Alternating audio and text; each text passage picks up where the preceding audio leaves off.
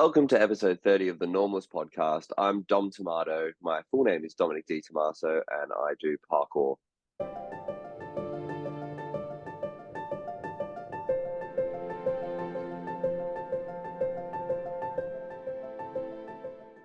Awesome to have you, but I'm sure people mess that name up a fair bit. I just did. No, it happens all the time. I mean, I grew up doing figure skating, and they would be announcing us to the ice, and they'd be like, "Please welcome to the ice, Dominic Di Tommaso, like that." And it's funny because there'd be people that knew me as well. Like we'd be friends, and they'd still just cock up the name. Yeah. Yeah, but Di Tommaso, like very So, Italiano. well, it's a pleasure to have you, mate. And of all the guests we've had on, I'm amazed you're still sitting here in front of me in one piece, like with all the flips Me and too. jumps I've seen. Is that Yeah, is, it, is that got it's one of anything to those do with things. the name Tomato? Like. No, funnily enough, it's just my father, his friends were very Aussie and rhymed Di Tommaso with Di Tomato, and they Yeah. kind of just ran with that. So he had like a running group called the Flying Tomatoes, and everything around his lineage was referred to as Tomato by his friends. So when I got to 15, I never had a nickname, and I was like, God damn it, what am I gonna write? Dominic Di Tommaso? People are never gonna spell it right. I have a whole Yeah. history of them getting it wrong. So I just kind of shortened it and homogenized it to Tomato, and now people call me Tomato. I go by that. So it's quite a funny little generational pass down. And you've done a really good job with the marketing for it, with like the squash tomato or the splat tomato. I think you've done a really good job with it. So you really Thanks, branded man. yourself well, yeah. And congratulations on your recent engagement. I see you've been Cheers. away. Yeah, making more life progression than sport progression. It's really good to have that aspect really prioritize and during my time as well. Yeah. Now we spoke last week on the podcast with Gaj Ravi Chandra, and he works in mindset and psychology.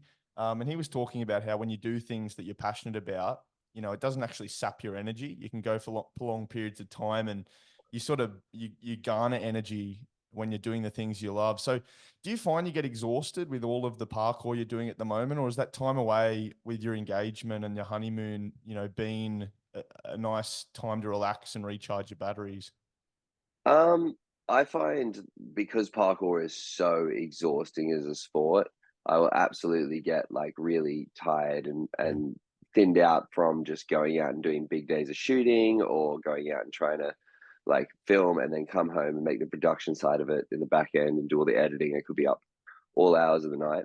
And I find because it's such a high intensity physical exercise, you do need a certain amount of rest. You need to make sure that you're getting that in, if it's intervally with napping or just making sure that your high intensity is countered by low intensity. And yeah, for me, having the relationship is almost like a better excuse to not train because I'm quite obsessive and I was always very, very involved with the sport as much as I could be 24 hours a day, 7 days a week, like my whole life. And now having the relationship with the partner, Jules, which I love, like spending time with and doing more medial activities that aren't so strenuous on my body, I enjoy doing that with her. So it's given me more of a time to spend like relaxing with a positive outlook instead of when I'm relaxing feeling like I'm being lazy or not prioritizing my time towards something. And I understand she's a really massive support of yours. Like she manages your TikTok account because you hate getting your. Yeah, so she does bits and pieces for my media, and then she's working on her own clothing label as well, Trouble Collective, which I'm using my sort of marketing and media experience to offer advice in, and then she's giving me a hand with anything that's a bit more detailed and a bit more finesse because I kind of have a very raw style when it comes to not just parkour but media as well. And the video editing is a big job. I think there's a lot of people that probably don't understand how much time and effort goes into. And in this generation where you got, as we say, like your TikTok, Instagram, YouTube, and all these different social media platforms, and people love to see your flips, obviously, but also you really want to put forward, good quality video productions and Yeah. transitions, and make it more of a real cinematic experience for the viewers and your kind of the platform and the followers you have on there. Absolutely. I mean, I'd say for years that I almost staved away from that production level, that social media side of things where I was very focused on I'm an athlete and I'm just documenting what I'm doing. I'm not coming in and like setting up the shot, or I'm not doing this jump for the production side of things. And slowly over the years, I'm starting to realize that my realm is parkour, but it is also content creation, and there's no shame in uh, presenting that content better and being better at that. So particularly over the past like 3 months, I would say, has been the real shift from documenting and almost vlogging the trips and the adventures and the challenges I was doing to now curating that slightly and coming up with ideas that can go again across platform, but have more entertainment value and more normalized understanding for the mainstream audience, because I have a very good core and a niche audience, and my parkour group is very strong and we're quite tightly knit. But then when it comes to permeating into the wider audiences, which is where I really want to draw people into parkour, it needs to be digestible, it needs to be snappy, it needs to be professional. And so yeah, it's quite an undertaking to add that on top of just doing your sport. And I think you've really developed a persona around it too. I think I watched one of your YouTube videos recently where you free ran the Opera House, Yep. and it was very much like very cinematic, as I said before. Like you had Mm. the sightseeing, and it was all just a dream kind of thing. Yeah, well, that was through Red Bull, and they've been my sponsor for over 7 years now, and they have unlocked unreal opportunities when it comes to location, production, like just a chance to put parkour in that spotlight that you wouldn't normally get. So, but that was a huge project. You know, we had a whole stunt team, production team. I had two parkour assistants helping me with creative direction and like rigging and that sort of stuff, making sure that everything was checked. So I didn't have to be on set for 8.5 hours a day. And yeah, that it came together really well. And it was just a really special opportunity where, you know, I've grown up essentially my whole parkour experience has been in Sydney, New South Wales, driving past the Opera House all the time, wanting to climb on it. But I personally don't really enjoy getting in trouble. So I've Yeah, stayed away from any like yeah. illegal climbs or anything like that. And when they gave me the ticket to have the opportunity to go on top of it and do a backflip and do all these crazy things, it really just opened up a whole new world of possibility.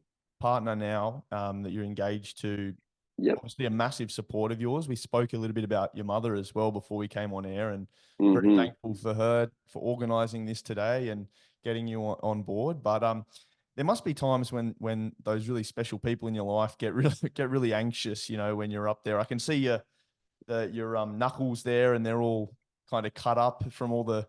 Yep, you can see that if you're on Yeah. the YouTube So, channel. So well, interestingly enough, this week particularly, I've been shooting a huge parkour project for Capstone, which is a parkour brand, and they push the high end of difficulty and size within the sport itself. And I had a huge tumble where I concussed myself, uh, uh, broke a rib. So I'm currently got a fractured rib, and I was in the hospital for 24 hours. So that was, you know, this very week. It was quite a stressful period for both my mother, who is in New South Wales, and my fiance, who is also in New South Wales, who just left me here in Melbourne to do the shoot. And so, yeah, it can be a very I guess, risky thing that does sometimes come with anxiety for those loved ones. But in the case of my mum, she's always been on board. She's always been super supportive. She knows that I've always been quite athletic, quite sporty, and that my passion lies in that realm. And I remember having a conversation with her when I was 19, and she said, like, I'm not gonna stop you from doing what's perceivably dangerous, because when I was your age, she was riding motorbikes and doing those sorts of things, and she understood the ethos and the mentality that goes behind it. And with my fiance, it's I've been this crazy person jumping off stuff since before we met. So she knows me as that. That's her existence. And when we first started filming stuff, she'd have like shaky hands towards like trying to hold the shot really still and like, oh, I'm scared. But once you've been around it a few times and you understand like the complexities and see it broken down and then completed well, it kind of adds a level of security. Then the next time you go and look at it, you're like, you know what? He did that other thing and he was competent and safe. And so yeah, she's now quite comfortable. Still a little scared, but quite comfortable with me going for the harder challenges. Whereas if I have a fail or a big accident, I tell mum before I post it, or I tell mum immediately so that she doesn't just Shock. randomly come Yeah. upon it and get shocked. Yeah. But for the most part, they're both incredibly supportive and keep me doing what I'm doing. If you're listening to this podcast now and you've got this far, I'd probably take the moment now just to swipe away into Instagram and have a look at a few of Dom's uh, reels or short clips, some of the stunts he's done. So it's at Dom Tomato. This will give you a bit more context for what we're talking about just now. But mate, in all seriousness though, like your life insurance premiums must be through the roof. Have you ever had that sat down that and had a discussion with one of the insurers and said, and they've asked you, what do you do as your occupation? What do you do for work? And you say, I jump off buildings, I jump out of planes onto roofs. Fortunately, I haven't had to sit down and have that back and forward Yeah. directly with someone, but through my sponsorship, Red Bull, they cover a lot of my healthcare and insurance fees and that sort of thing when I'm traveling and doing any jobs with them. So across the board, I'm like pretty covered, and it's not something that I've had to investigate too much. I had to really rely on uh, from my end of things, which is really nice as an athlete. You can really focus on the sport and let your sponsors and stuff take care of the logistical side of things. Yeah. And it's awesome working from starting out as a garbologist Yeah. and working your way up to being an elite parkour athlete. You'd probably say you're Mm, the biggest in Australia, if not one of the biggest in the world as well. hmm Um, talk us through one of your craziest stunts you've done. I heard you jumped out of a plane onto a A roof, helicopter. a Yeah, yeah. helicopter onto a roof, and that was all funded and organized by Red Bull. Is that correct? Yes, I was doing a project in Switzerland at the mountain range. Zermatt is the peak, and they have an observatory up on those mountaintops. And originally, we were talking about jumping between two of the skyline gondolas that are the hanging carts that go, but that's 250 meters in the air. The gap is about 20 foot. They kind of shake a little bit, so we couldn't nail out the specifics of that. It got a little touch and go there. And fortunately, the production crew I was with had the idea of switching that first stunt to me jumping out of a helicopter. Originally, we thought jumping out of a helicopter onto a mountain would be really cool because that way I could go a little bit higher, the ground's soft, Yeah. but they couldn't find a zone that was appropriate. So then the most cinematic and easy permission we could get within the 24 hours was onto the observatory rooftop. Wow. So 7 a.m., they got me up there in a helicopter, which is not normally the time that I'd be jumping, Yeah. fortunately.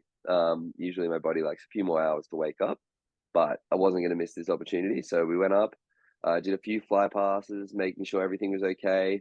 They kind of ran me through the basics of the chopper, making sure I wasn't like doing anything unsafe. And then yeah, get above the thing, open the door. I'm communicating with the driver, and he's like lowering us down slowly. Did one jump at like 3.5 meters onto the metal.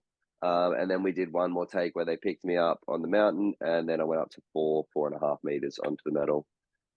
Crazy. Yeah, it was something that was once like well seems like once in a lifetime opportunity. I'd love to do it again, but yeah, an unforgettable moment really. Just a really special place, really amazing opportunity sportively where you don't get to do that. I guess like you travel the world, but you've got the added entertainment value of being able to jump on all the world's, most historic monuments and things. It must be kind of fun, but also not obviously every human that's looking at all your videos and that they're kind of in awe. And that applies to me also. I'm just, curious, are you wired differently, or do you think it's just, you've had this passion and you've kind of worked your way up to being able to jump from these heights or do these crazy maneuvers, or do you think it's a bit of a mixture of both?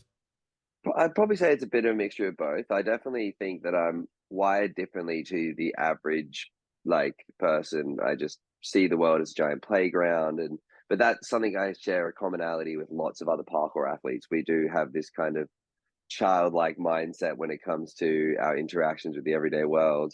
Um, and so the only thing I would say there is that we all had this similar mindset, but that's where my really methodical work process and work ethic and just obsession with the sport really came into play, is that for, you know, over 10 years, 12 years, I was just doing it every single day. Even when I was working as a garbage man in the morning, it was work as a garbage man to have the time to train in the afternoons to try and make a career within the sport. And it's just a continual grind and a continual burn to make it all happen, to make the furnace light up. You've got really got to put in the hard yards. And so there is a abnormality when it comes to the passion and the skill and the side of things in that, but there's a very tried and true methodology when it comes to making a career within a sport like this.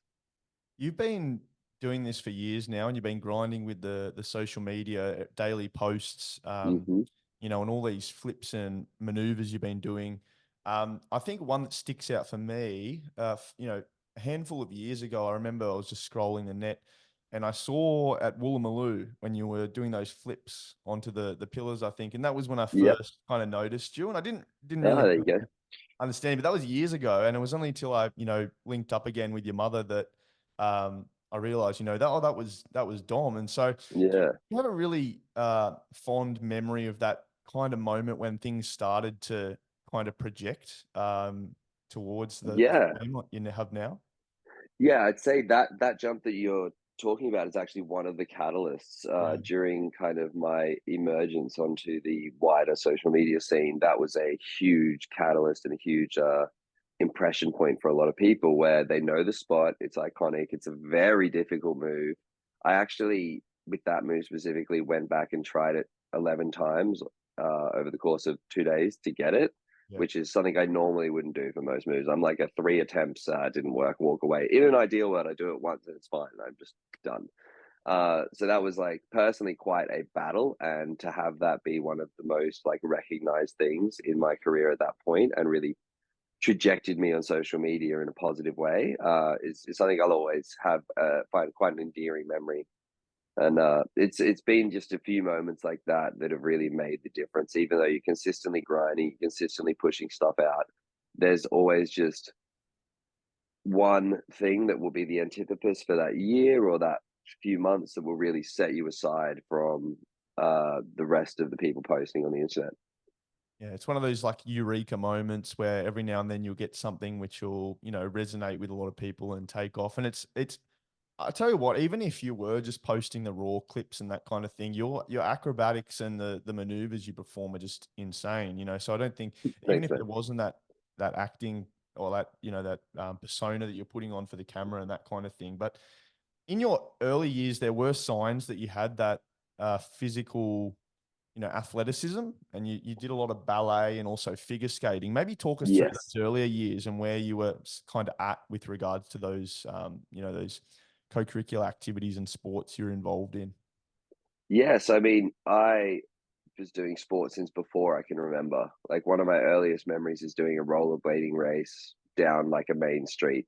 I have no context as to really what was happening, but yeah, I my sister was doing figure skating before me, and I just followed her into the sport, and we were doing that from the age of 3 and 5. So my whole life was just enveloped in like ice skating, and I really enjoyed that performance aspect and going the training and the values that I learned through the sport, not only about myself but about how to progress, how to get better, how to be stronger. And then I did different things like excelled at athletics and cross country running, and I also did gymnastics for a little while, which contributed to the physicality of things. But when I got to 9, it became a point where I was competing at the Australian Championships for ice skating. So the other sports kind of fell to the side, and that became the priority. Then we moved to Sydney when I was 13, and I was going to performing arts high school doing, dance, ballet, acting full time. Was very much taking that was my day life, and then I go do ice skating in the evenings. And yeah, I was quite a high level at ice skating already at the as a teenager, and so that was our focus and my family's kind of rhythm. And then I found parkour. I just saw it on the internet one day, and it just kind of moved everything off the priority scale a little bit and became exact.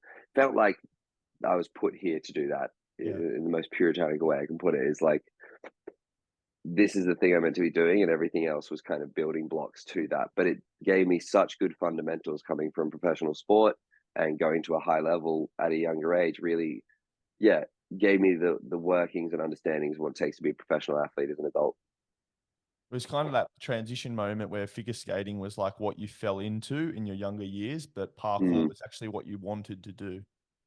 Yeah, absolutely. I was always drawn to like action films and ninjas and stuff like that. But growing up, I wasn't very confrontational. I didn't like the idea of sparring or fighting a partner to learn skills and stuff like Mhm. that. And so when I saw this and it was like you can just run around and jump on things and it has a name, it just felt like that was it. Like that's what I want to be doing.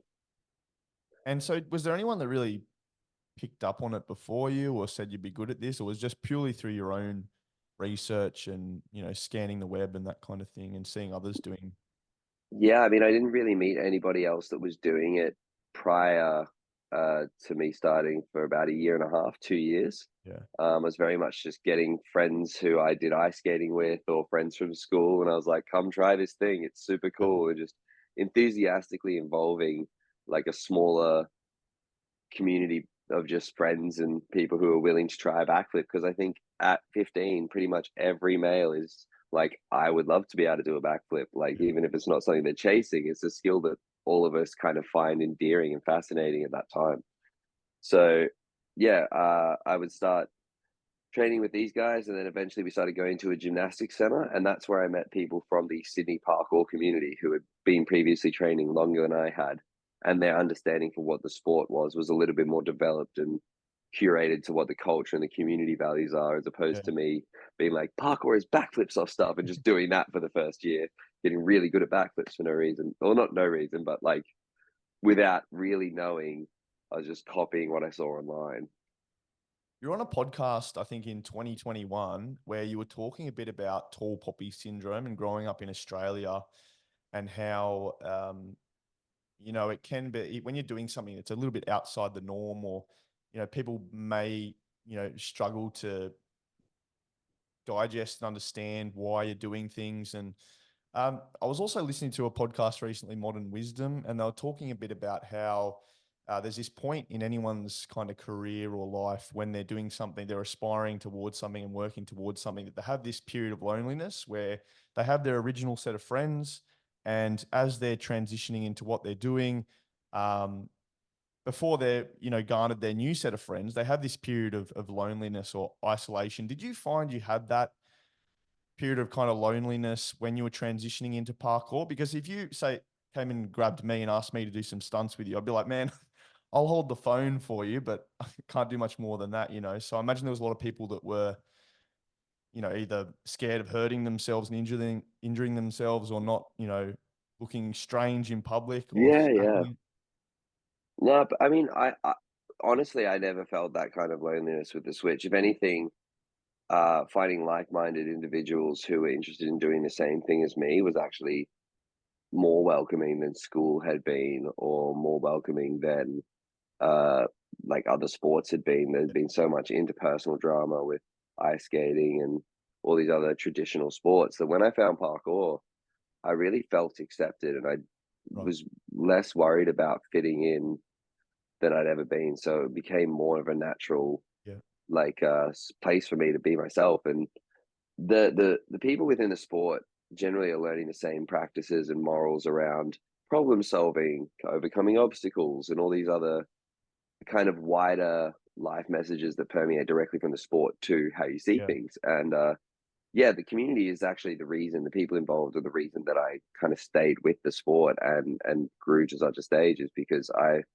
really feel like we're unique in the sense that we have this amazing supportive community that isn't focused on ranking or stacking or levels. It's all about supporting each other's creative individualism and Mm. making sure that you are on your journey and empowered by that. And so, yeah, when I came to parkour, it was less loneliness and more Yeah. like creating friends. And now, even still, I have friends from when I started parkour that are still my friends today. They don't train, but they're still some of my very best friends because we have such a similar worldview or similar ethos about how we go about things. And yeah, I've been able to maintain really strong friendships for over a decade through not just through the sport, but from the wider people involved with it. Imagine globally as well, like when you travel as well, you meet up with other free runners. Yeah, Yeah, that absolutely. It's very hard now because I spent so much time overseas over the years and created such strong friendships and bonds with these people that yeah, there's months at a time where I don't get to see them and a lot of the communication becomes online. And I'm quite a social person, so that fuels me. was the COVID-19 lockdown period tough for you, or did you find it was, gave you a reprieve to edit lots of content and that? Well, I was very fortunate. So I only really experienced the 2020 portion of the lockdown. In April of 2020, I came back home from a trip. I heard that everything was kind of locking down, closing up a little bit. But at that time, you could still go out and do physical activity and sport. So I had one training partner at the time. He would pick me up. We'd go out, train, film videos, maybe meet another couple of people out there. We're all in open spaces. So it was all above board. And then at the start of 2021, I was fortunately given the opportunity to go back to where I come from, Turkey, the year before to do a project. They'd had the clearances, and Red Bull's legal team had me signed off to travel over and do all those things. So April 2021, I leave Australia, and then I traveled for 6 months throughout the year. So I would just go to like England, do my 10 days of isolation. Boom, I had 20, 30 days in England, and then I go South Africa, do a project there with Red Bull. And then I went to Romania to get back to England to get myself to Spain. So I was able to just hop around all these countries, which most of them had very different leniencies to what we had at that Right. time. Either they'd reopened or they hadn't closed yet, or there was like all these different things where I was able to fortunately just dot around and have an incredible year of Yeah, yeah. output and parkour. And then I came back in November, did 2 weeks quarantine, came back to Sydney. From I did my quarantine in Adelaide, came back to Sydney, and everything was open again.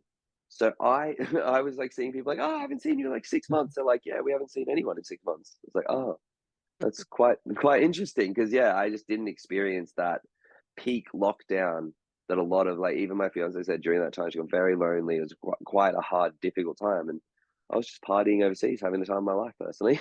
You just dodged a bullet, and it sounds like you had Yeah, the most extraordinary, circumstances being, not having, like, say you're a weightlifter, you'd have to be in the gym, or at least you could be purely in the outdoors, just, yeah. picking. How do you pick what, maneuvers or say buildings or, outdoor equipment you're going to free run or jump on? Like, what's the So process you go through? so there is like I guess preordained spots in every city. You've got places that people regularly train, exercise parks that are designed as such, and that sort of thing. But then a huge element of parkour is actually like urban exploration. So you go to a neighborhood, you go around, you try and find different challenges and different things that the architecture is offering that normally wouldn't be a regular training spot or like somewhere that you can hang out too much. I also find a lot of decrepit places, basically where you would find junkies, is usually quite a good Yeah, parkour spot, weirdly enough. um, but yeah, it's really about going out with your intuitive understanding of your body, and then putting yourself at challenges or different practices that will help progress or push you in a little way, but are still safe and still attainable.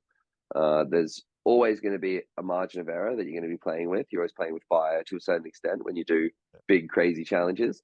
But your everyday practicing is going to a localized spot that you have seen a bunch of challenges at and doing fundamental movements and, shaking off the rust of some, like, say, time off or yeah.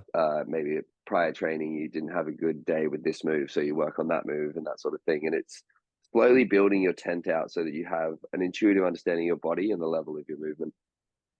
I think this goes way back to when I was studying, PDHPE in high school. But with skill acquisition, there's this process that, that a lot of the, I guess you'd say, the content's built around is the part and the whole practice method. So, like, breaking down a Mm-hmm. skill into smaller components. When you approach, say, a building or a jump or anything of that nature, do you warm up? Do you size up the space that you're going to be working with? do you, I guess, break it down into smaller sections and kind of work your way up to the, the main jump? Like Absolutely. what's your process you go through? Yeah, so as you said, it is getting to the spot, whatever it may be. If you don't have a big objective in mind, or you do, it's still you've got to warm up, Yeah. make sure your body's feeling like strong and competent, making sure you haven't got any inconsistencies or injuries that are letting you Yeah. that are getting in the way. So you'll start with just some rudimentary jumps, some basic warming up, like mobility work and that sort of thing. And then often, if you're with people, it's just an interchange of ideas. Like someone will see something, oh yeah, let's try that. Why don't you try it like this, or give it a little spin? And Yeah. you're kind of bouncing off each other to get to a place where you're both comfortable and feeling the energy for training. And then if you do have a harder challenge, yeah, it again is breaking down the elements of that. So taking, say, the takeoff is a little bit sketchy. So you're going to go try and find a way that you can practice that takeoff without doing the jump. And then you're going to see the landing area, how you want to land, practice that landing separate. Try and find what I call replicas or preplicas, Yeah. versions of it that are similar, that'll give you an understanding of how your body's feeling, the timing and cadence, the muscle memory that's going to be required for the challenge. And then taking your time at the top of that challenge or the bottom of that challenge, wherever you are, making sure that you're really doing all of the mental practice, making sure that you're set and in the right position to go for it. And then, yeah, when it comes to doing the bigger, scarier stuff, once you've done all the calculations, it's just also quite an intuitive understanding of like the time or the vibe or the feeling that you want to go for.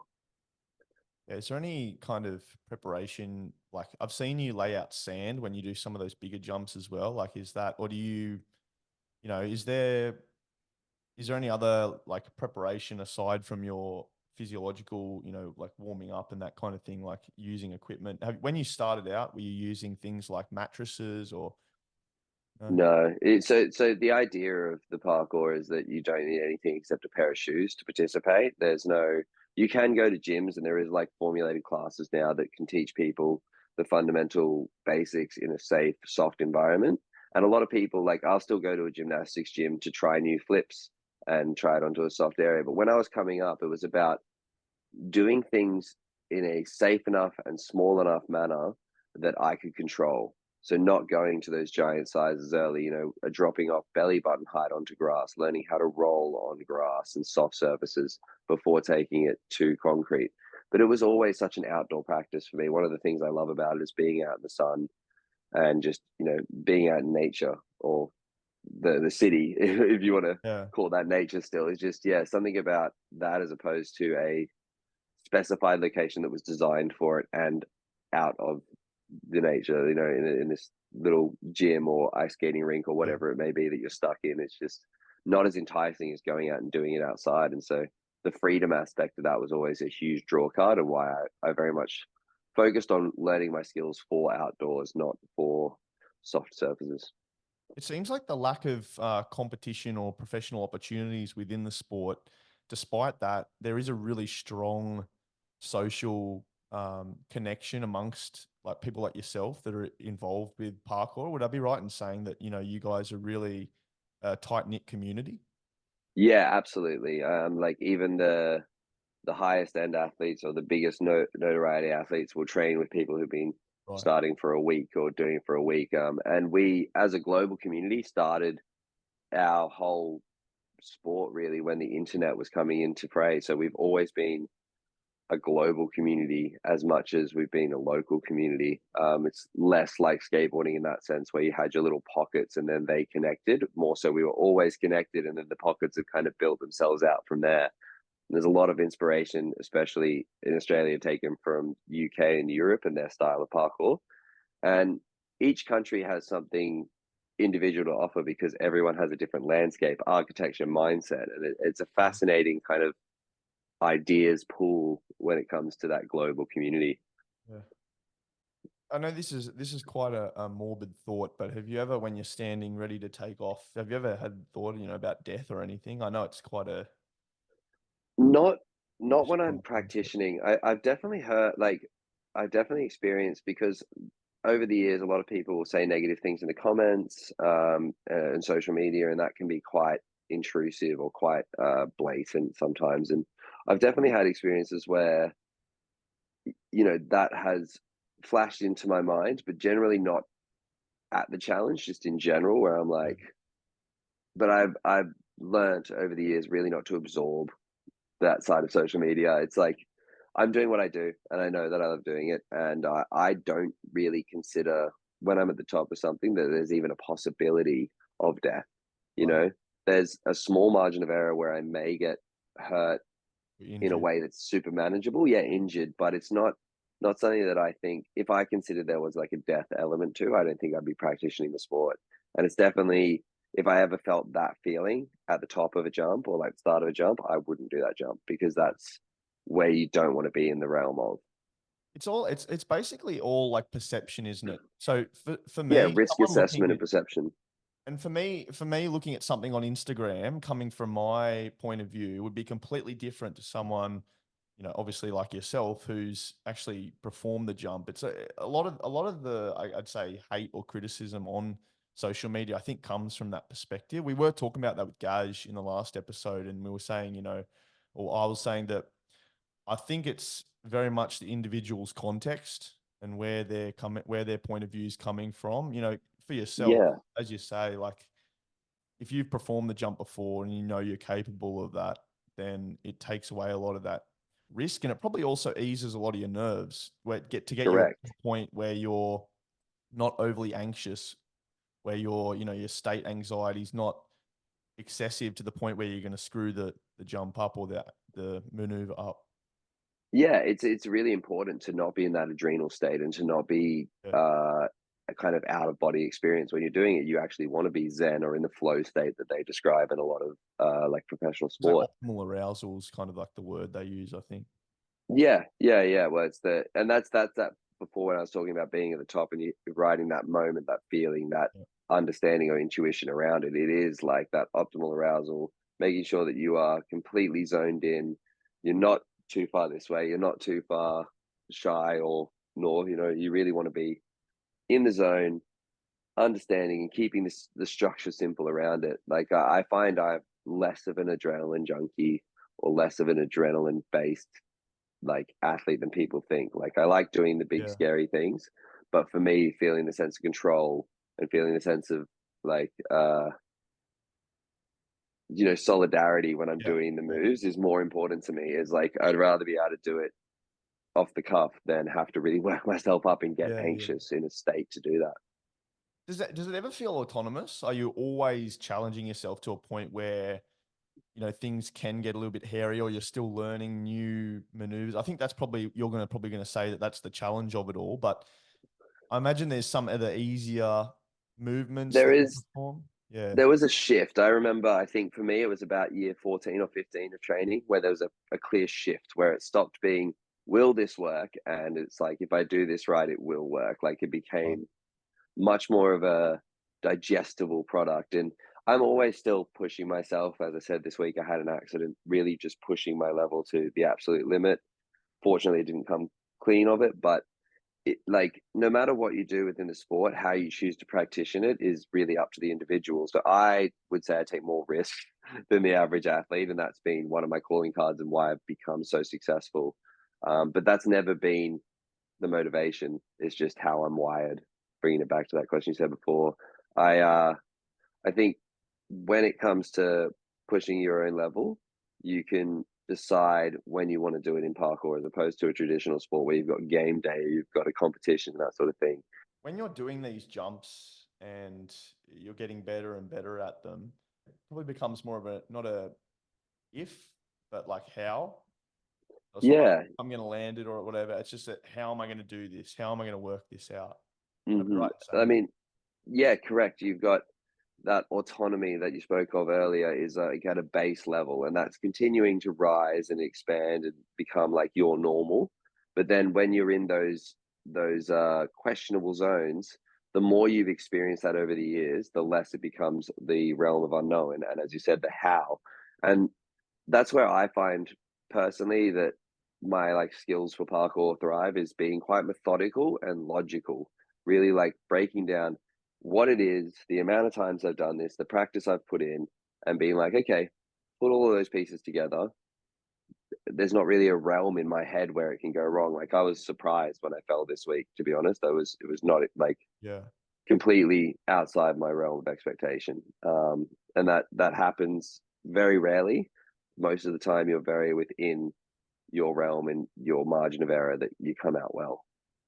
Well, it works for me because you're probably resting up, so it's a good opportunity for me to get you on the podcast. But Oh mate, yeah, nothing but sitting for a couple of days at least.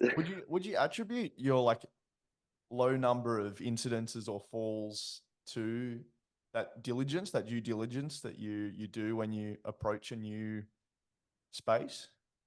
Yeah, I mean, I would say as a ratio, I have more fails than the average athlete, but I seem to be able to get away with falling, uh, and not like getting caught up or getting injured from those fails. Like I have quite spectacular fails, but most of the time my injury is pretty low. And yes, I think that's to do with the due diligence, but then also the years of training with ice skating and ballet when I was growing up, that really gave me a fundamental understanding of like what my body, like how my body moves and how I can catch it when I'm falling over and how to fall over, even just the general techniques of that. So now when it's come into an extreme version of that, I feel like all that fundamental training has made such a difference. Like it's yeah, not always the most uh enjoyable process getting injured or taking a knock, but to be able to come out of it and still maintain a positive mindset around it and still practitioner at that level is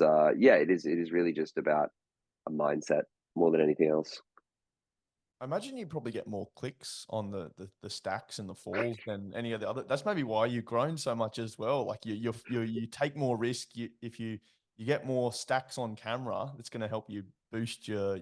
Yeah, I often say to my fellow athletes, like, in jest that my entire platform is built on fails, but it's not like just that. Otherwise, I think there's a fail accounts out there or stunt accounts out there that don't do as well because it is just Yeah. one track of thought. But it is like for me, I've never been ashamed of falling over. Like I'm trying, and if I fall, I fall. And often the visceral response is quite spectacular. So yeah, I have seen huge success in fail clips online, and I always encourage younger athletes to not shy away from showing the realities of the sport. And like there is dangers, don't to say that we're not doing something that has potential dangers would be ignorant. So for me, it's about showing the reality of that situation. And I was just always creating a narrative of this is what I'm doing and this is what happened. This is what I'm doing. This is what happened. I'm not staging anything. I'm not hiding anything. I'm not creating a narrative. The narrative is the sport and the things that are happening through that. But yeah, the fails have been a catalyst for me, as far as like an indifference from other athletes where because I had, as I said, I was training pretty much every day, which most athletes weren't doing to begin with. And then I was training, pushing myself quite a lot. So the ratio of fails was quite high, comparatively to Yeah. other athletes. And so that and then the huge impacts and the level pushing all the time really came into this whole one image or one persona that you see online, which is it's just me. Like, there's not really any staging of it. Podcast Dom is just lower energy and more amicable than out there, Dom. Trying to get this conversation out of me when I'm out there is just impossible. Guess you just recharging your batteries, but Yeah. And I just think that's, if I was gesticulating and being all you over the can't do top, that all which, the time. Yeah. yeah, it's not going to be as enticing for the listener. They're not going to get as much out of it either. They'll be like, oh, this guy's cracked. To be honest, I think before you perform any of your maneuvers, you look really like focused, concentrate as you'd expect. But Mm. it's almost like you've developed this really good temperament about what you do, and you've kind of developed more of a, like as I said at the start, persona, which is kind of directed towards a lot of like the cinematic videos and that kind of thing. But it seems like you've got a good balance between doing those videos versus more like the raw jumps as well. Yeah. You're just in the zone and actually, getting in your flow state.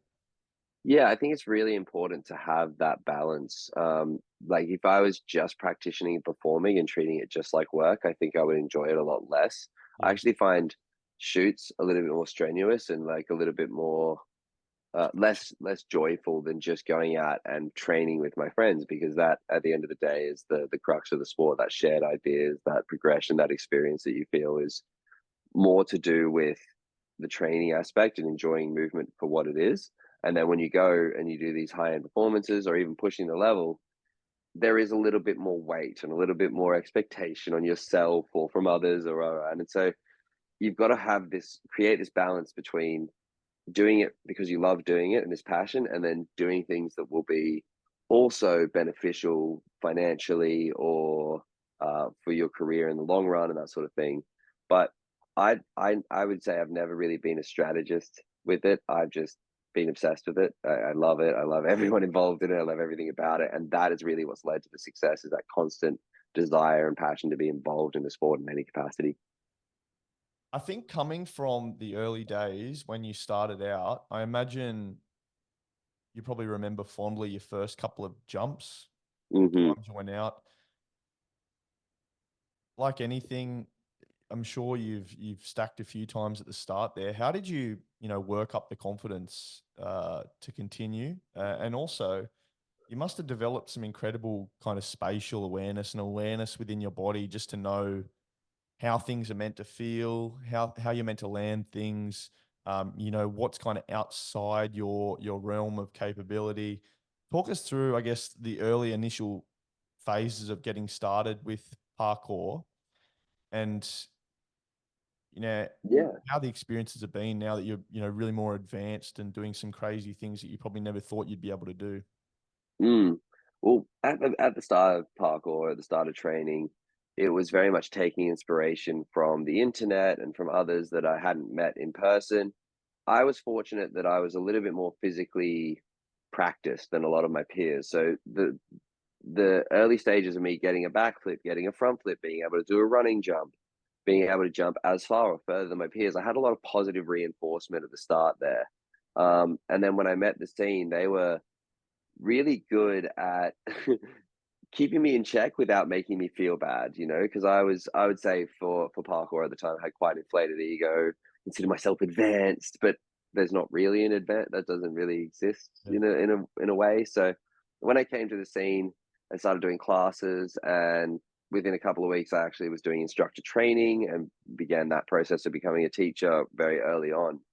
It gave me more uh adoration and understanding for the athletes involved, because it wasn't just this Yahoo adrenaline junkie, go out and do the hardest thing. It was very much about like building your tent and building your solid base to go from. And yeah, then the people involved just kept me coming back. You know what I mean? I just wanted to train with the guys and go out in the city and push myself. And yeah, because I came from a sporting background, I felt like I was able to train a lot harder and a lot longer than a lot of the guys. I was pushing, 8 hours a day of going out. Everyone at that time, we're all teenagers, so we all have the energy to be out that long and doing it for that amount of time. And yeah, I just kind of kept doing it when other people stopped. Like life would get in the way, be it like personal dilemmas or professional. They need to get a job, maybe moving out of home, need to get a paycheck. Suddenly the 9 to 5 kicks in. You can't just be out in the city with the boys all the time. But that was one of the motivations for becoming a garbage man, is because I really wanted to make this a career. And I thought if I can work the shifts in the morning and do my parkour in the afternoon, create my media there, that's going to be the best way for me to get the best of both worlds. And then at a certain point, I thought I was just going to be a garbage man forever. Like I was still happy just Yeah. doing parkour in the afternoons. It didn't have to take off, and then when it did, it became like there's something I'm eternally grateful for, and this huge shift and catalyst in my life. If we rewind all the way back to when you started as a garbologist, Yep. you like your first initial sponsor was with Apes Gym, and Yep. they paid your rent for you initially. How much of a win was that, considering that social media grind you're on? Because as we've previously discussed, it is a sport where I guess the financial opportunities are very slim. So how Yeah. much of a kind of, again, like a eureka moment was that for you in terms of being able to launch your career now that you've got this time where you're not chasing that pay packet so that you could leverage your time to be able to do more of this parkour? Yeah. So I mean, I did garbage for 4 years before I was sponsored by Apes, and that was like a quite a long chunk of my coming up or breakout was very much just being a garbage man. Even when I was traveling overseas, I was still working as a garbage man.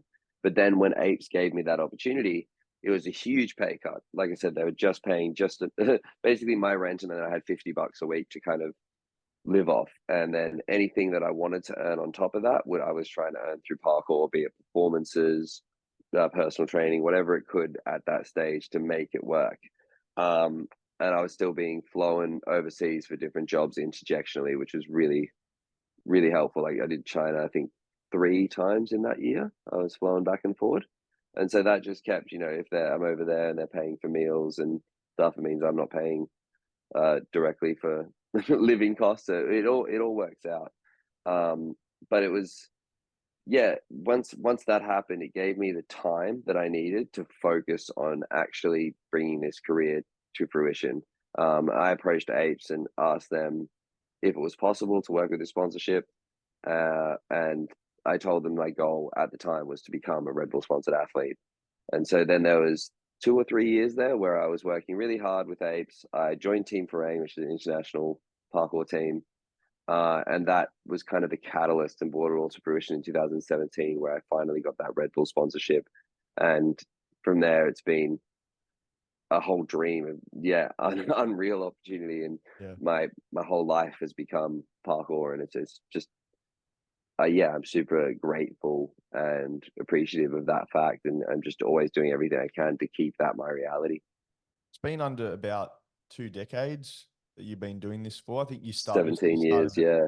yeah. So as I say, to be in one piece still, it's amazing, mate. I'm sure there's a lot of people that's knees are buckled or they've done a really serious back injury. So to be able to be doing this for 20 years, I imagine it's incredible. You look at most probably rugby league players and their careers are less than that. So yeah. Yeah, thanks, man. I think that's really what it comes back to is that we don't have a season, we don't have game day, we don't have a fight night, we don't have anything that is consistently pushing us to perform at a time where we don't feel comfortable.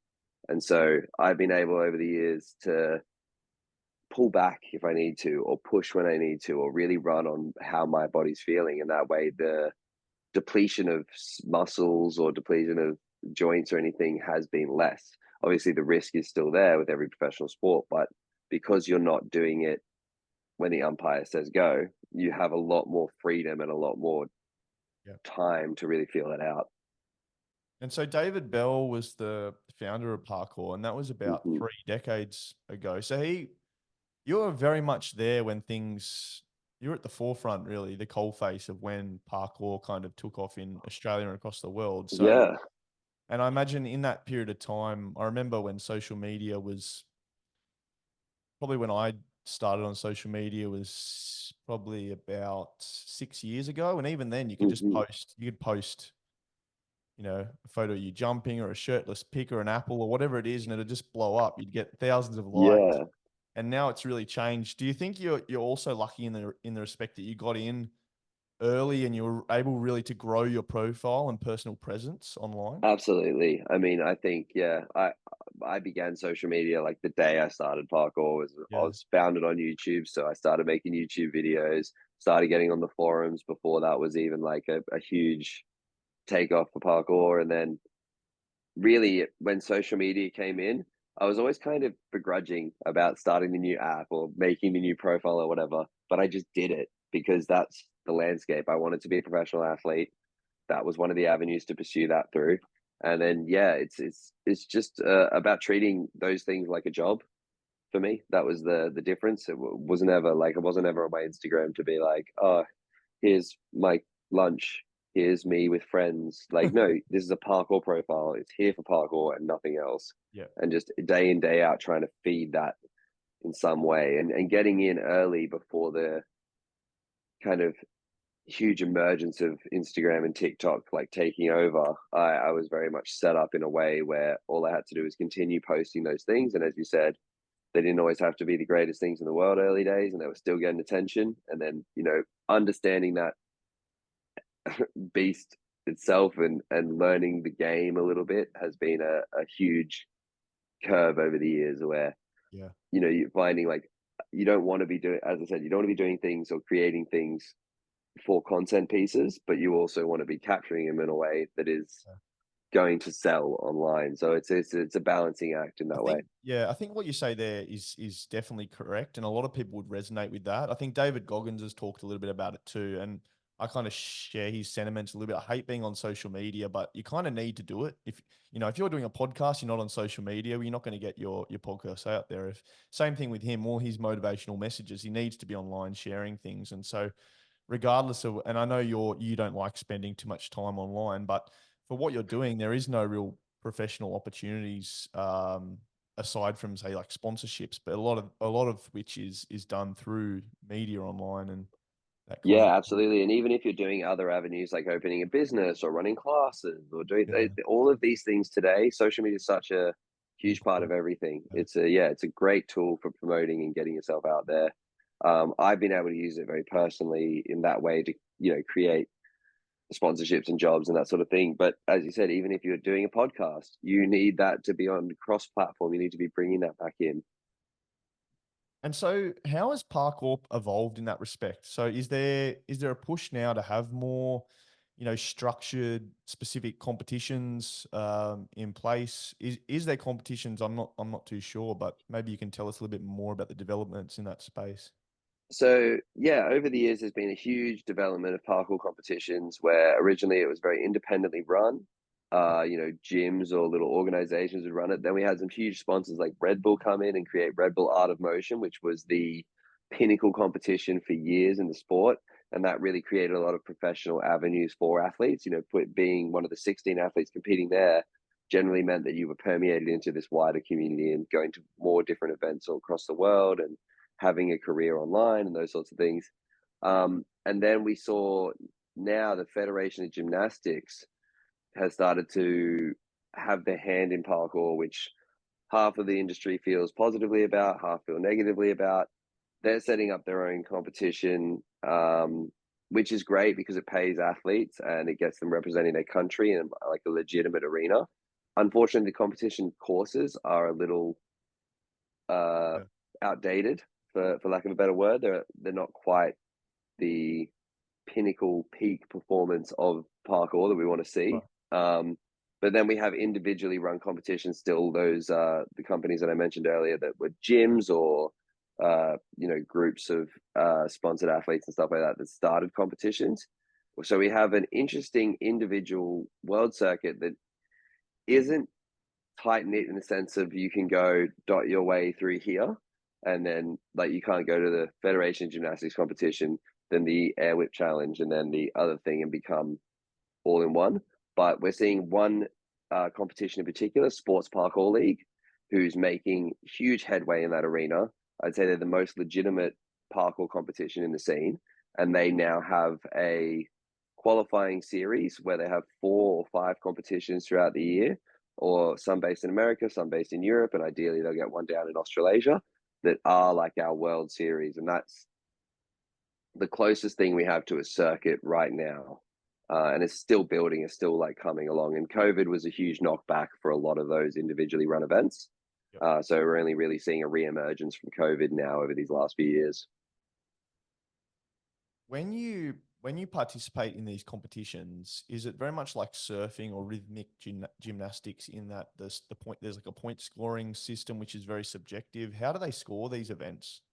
Yeah, so in a free running competition, it is very subjective. You're given the course, you do your line, your elements, your competition course, and then the judges will judge that accordingly. But then we have skill and speed competitions, which are much easier on the judging side of things. It's whoever got over the line fastest, and you'll be given a intricate course to participate in. It's a little bit different to obstacle course racing because you're given a bit more variety of obstacle, and then you can choose your path, which makes those individual choices of the more experienced athletes really stand out and that sort of thing. Or like if you have a skill that will get you across the line faster, you can really utilize it in those competitions. And then the skill competition is preordained skills that are set out.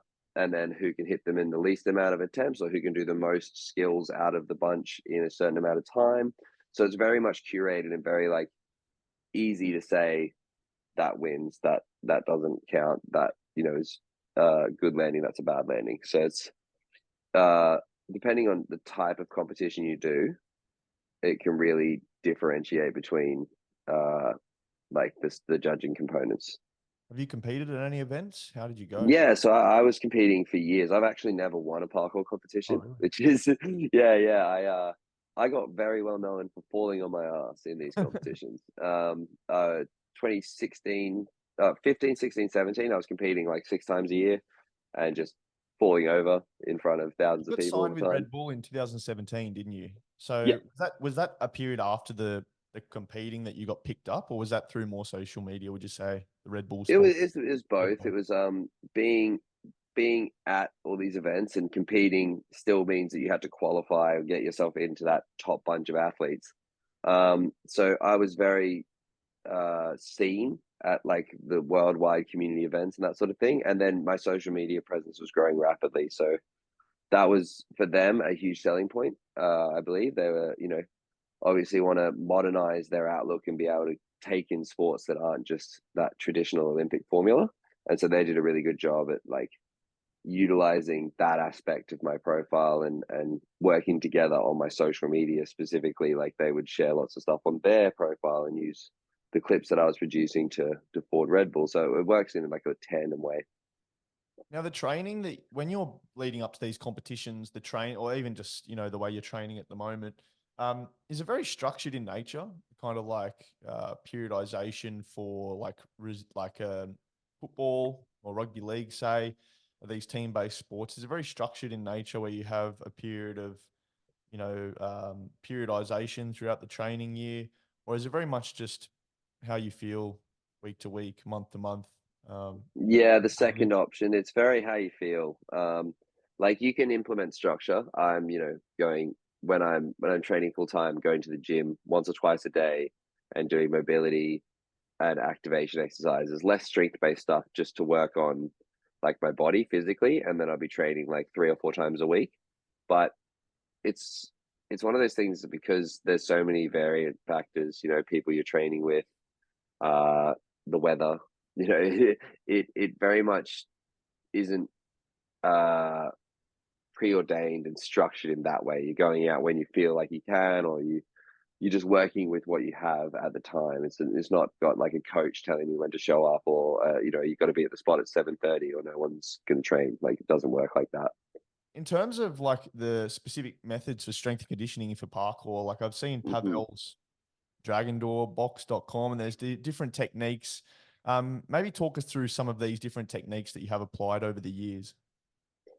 Uh, for me, the strength and conditioning side is about practicing lower level movement and fundamental body movements, a lot of body weight training, and making sure that I'm not just strong but flexible enough to get into all these varied positions, or if I, for some reason, am in an awkward position from a jump, that my body can handle the loading in that sort of stuff in that sort of position. So yeah, it's really just now really if I do any resistance training or any weight training, it's very low weight, just making sure that my body is activated and strong so that when I go out and I do the high end action, I'm not degrading my body. I guess you always want to be strong enough, something we've always told you always want to be strong enough to like you always want to be strong enough to attempt the challenges that you want, as opposed to having like eyes bigger than your stomach per se. So we've got a few questions from some of the listeners. One of the Hmm. questions would be, what kind of roles do you recommend? Roles.